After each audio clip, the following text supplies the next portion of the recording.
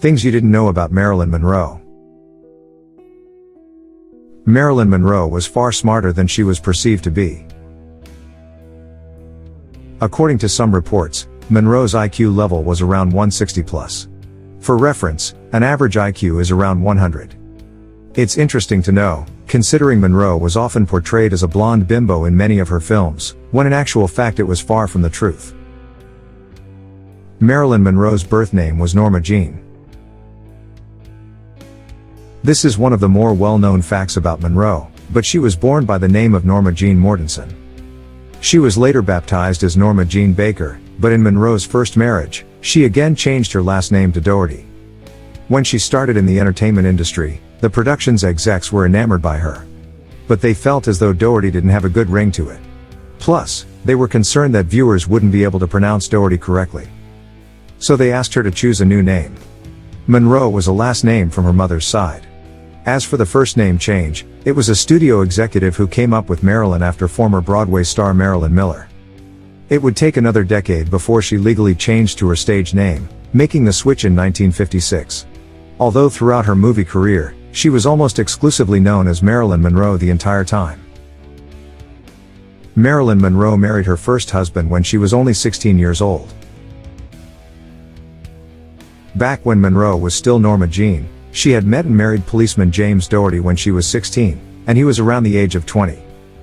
Doherty's family had lived next door to a family that Monroe had lived with periodically. And while living nearby one another, they grew close.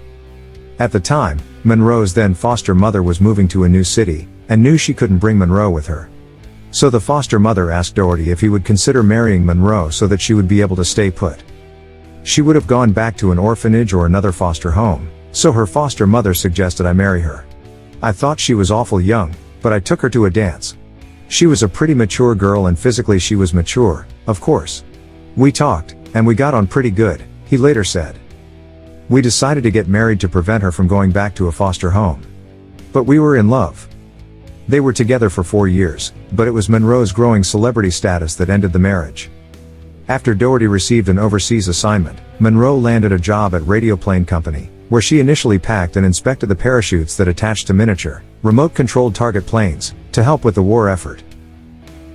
After a photographer assigned to take pictures of women working as part of the war effort used her as a subject, Monroe became a sought-after model. And Hollywood soon came her way. Doherty was on a ship overseas when he was served with divorce papers. The marriage was officially over in September 1946. I never knew Marilyn Monroe, and I don't claim to have any insights to her to this day, Doherty told United Press International in 1990. I knew and loved Norma Jean. Marilyn Monroe's childhood was a challenging one, particularly due to her mother's struggles with mental health. Monroe's mother Gladys was a single mom who had 2 children prior to Monroe. Throughout Monroe's childhood, there was a lot of instability. Gladys was struggling financially and mentally, placing Monroe in the care of the state. Monroe was then bounced between different foster homes and family members, and at one point put in an orphanage. During this period, Gladys experienced an emotional breakdown, and was diagnosed with paranoid schizophrenia. After several months in a rest home, she was committed to the Metropolitan State Hospital, where she spent the rest of her life in and out of a psychiatric facility. She rarely had contact with Monroe from this point on. Monroe later said that the reason she wished to pursue acting was that she dreamt of living in another world when she was younger, a world where she was wanted and loved. I didn't like the world around me because it was kind of grim. When I heard about acting, I said that's what I want to be. Some of my foster families used to send me to the movies to get me out of the house, and there I'd sit all day and way into the night. Up in front, there with the screen so big, a little kid all alone, and I loved it. Marilyn Monroe's journey to becoming blonde was pretty much forced upon her. Desperate to keep modeling opportunities coming her way, along with a stable income after divorcing Doherty, Monroe was told she needed to change her natural brunette hair to bleach blonde. Emmeline Snively, the head of the Blue Book model agency, told her that if she wanted to work more, she would have to bleach her hair.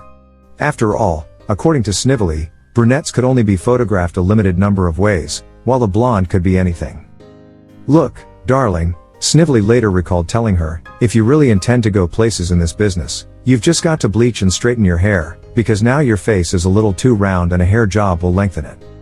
She also underwent electrolysis around her hairline to remove her widow's peak, a V-shaped point in the hairline in the center of the forehead. Marilyn Monroe struggled with endometriosis.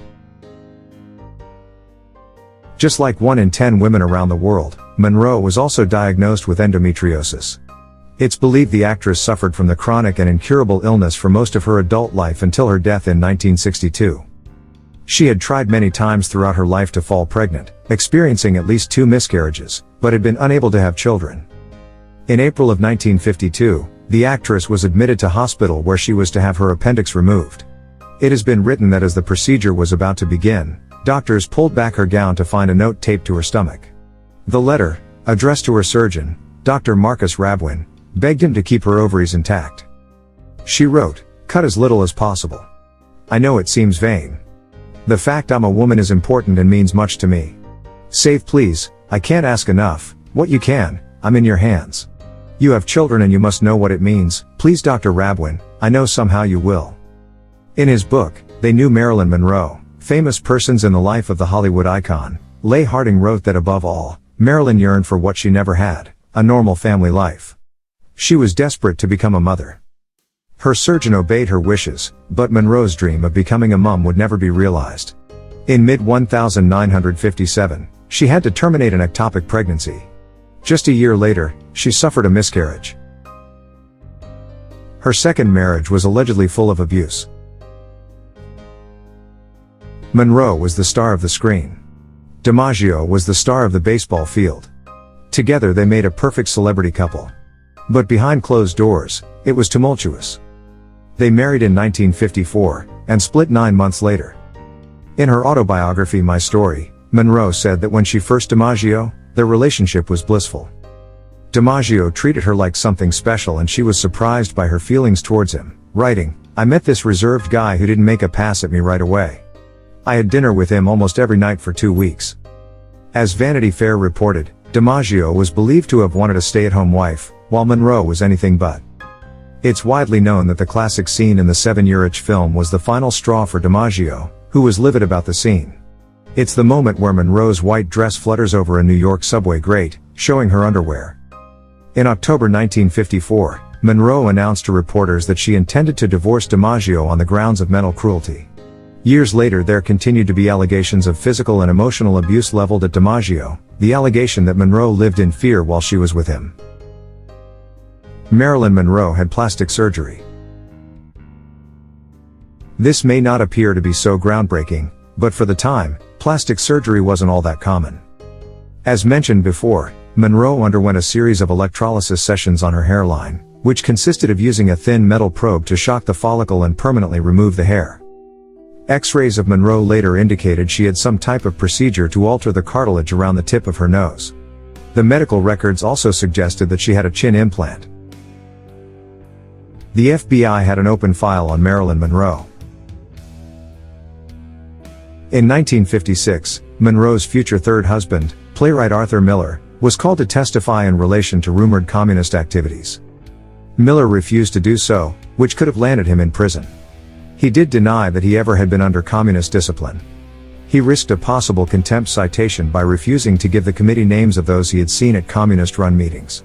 During his testimonial, he revealed his plans to marry Monroe. It's later been believed that this fact helped him not end up in prison.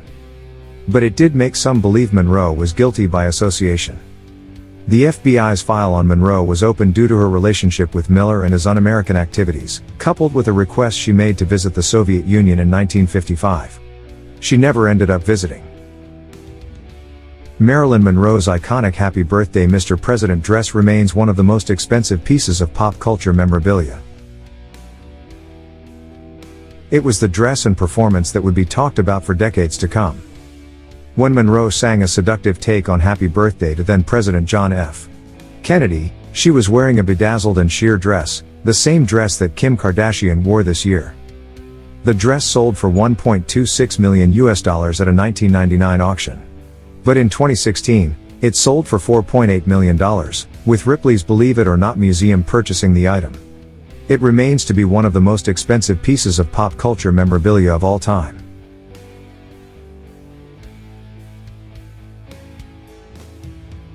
Dear viewers, do not forget to subscribe, like and comment for the development of our channel. Stay with love.